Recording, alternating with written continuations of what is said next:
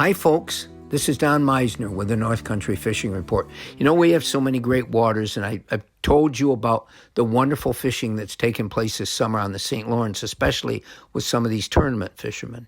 But we have other waters, and I really think it's important that we know that we have opportunities if we don't have a boat, and if we aren't a tournament or a really dyed-in-the-wool bass fisherman, we have other places to go. In the Raquette River, and I don't talk about it nearly enough because I never fished it very much in the past. And I'll tell you what the biggest drawback of the Raquette River is Brookfield Power Company has so many dams upstream, and so they're constantly altering and controlling the flow of water. And that has an absolutely incredible effect on how you can fish and how well the fish are going to strike. When that water's high, it changes all their habits. And so often the water has been high this summer. It's been high because we've had more rain, but they've kept that water flow running very, very high all summer long.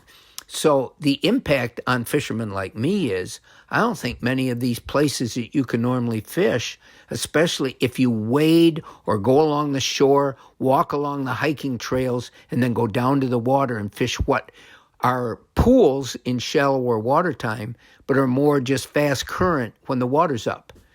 But this river can be phenomenal when the water's down. And what makes it so different than the Grass River, the other rivers that we have, all the other rivers, the Raquette River has a higher flow rate, but it's bigger water, and its banks are, generally speaking, quite steep. So it's not a river you can really wade for very far before you enter areas where it's too deep to wade.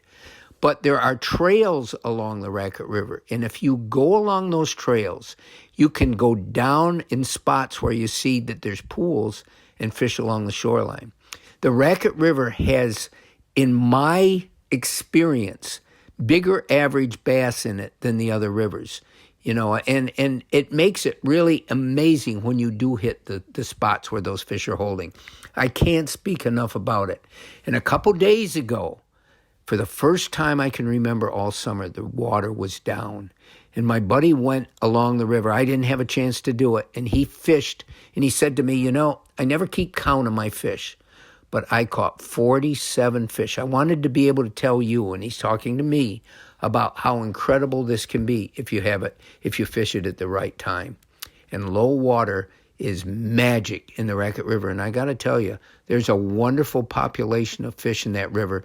And I think it goes pretty much unnoticed except for the reservoirs like Rainbow and Blake and Stark and some of these places up on the other side of Hanawa Falls.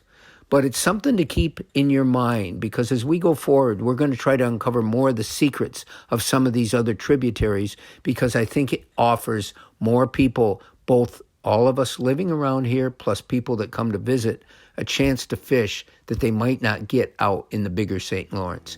Until next time, folks, this is Don Meisner with the North Country Fishing Report.